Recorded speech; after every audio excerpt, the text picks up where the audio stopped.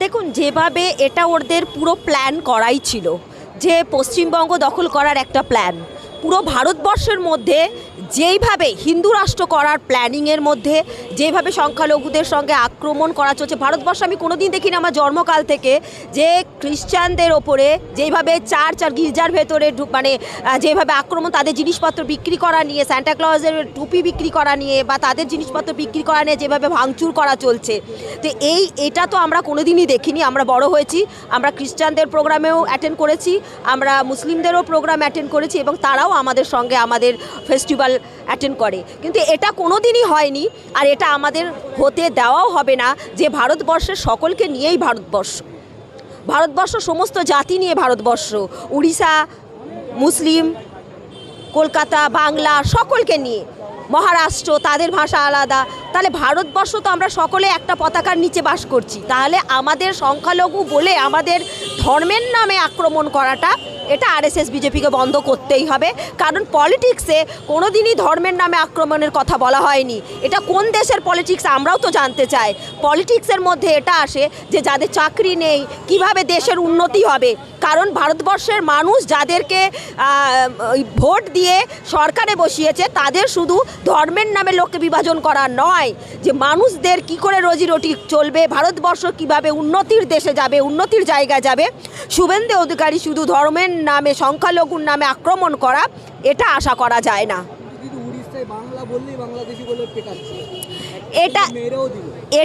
এটা যে বাংলাদেশি বলে পেটানো হচ্ছে, এইগুলো যেগুলো করছে, এগুলোর একটা দল তৈরি হয়েছে যারা সমস্ত রাজ্যে ঢুকে ঢুকে এরকম করছে। এই দলের মধ্যে কিন্তু কোনো সাধারণ মানুষ নেই, রুজি রুটি করার লোক নেই। এটাকে শিখিয়ে দিয়ে তৈরি করে প্রি প্ল্যান হিসেবে এদেরকে ব্যবহার করা হচ্ছে এবং এই সবের মধ্যে সাধারণ মানুষকে লড়াই করানোর একটা বিভাজন চলছে।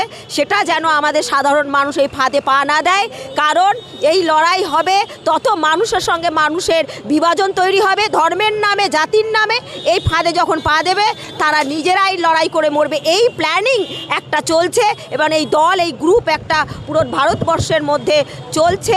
এটার মধ্যে যেন ফাঁদ না দেওয়া হয়, সাধারণ মানুষকে এটা উপদেশ দেওয়া আমাদের তরফ থেকে, ন্যাশনাল হকার ফেডারেশনের তরফ থেকে। এবং হকার ভাইদের জিনিস বিক্রি করা নিয়ে যেভাবে তাদের ওপর আক্রমণ করা হচ্ছে, যে তারা খ্রিস্টানদের জিনিস কেন বিক্রি করছে, তারা মুসলিমদের জিনিস কেন বিক্রি করছে, এই নিয়ে তারা আক্রমণ চালাচ্ছে।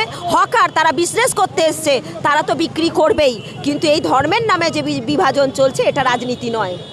বাংলাদেশে দীপুদাস হত্যাকাণ্ডে শুভেন্দুর যে লাফালাফি দেখলাম, কিন্তু নিজের দেশে হিন্দু মারা, দলিত হিন্দুকে মারা, তার কোনো প্রতিবাদ দেখতে পাচ্ছেন? দেখুন, এটা তো সেন্ট্রালে যিনি বসে আছেন নরেন্দ্র মোদী, উনিই শিখিয়েছিলেন যখন মণিপুর জ্বলছিল, যখন যেভাবে একটা মহিলাকে মানে পুরো উলঙ্গ করে যেভাবে পাড়া ঘোরানো হয়েছিল, দেশের প্রধানমন্ত্রী মুখ বন্ধ করে বসেছিল।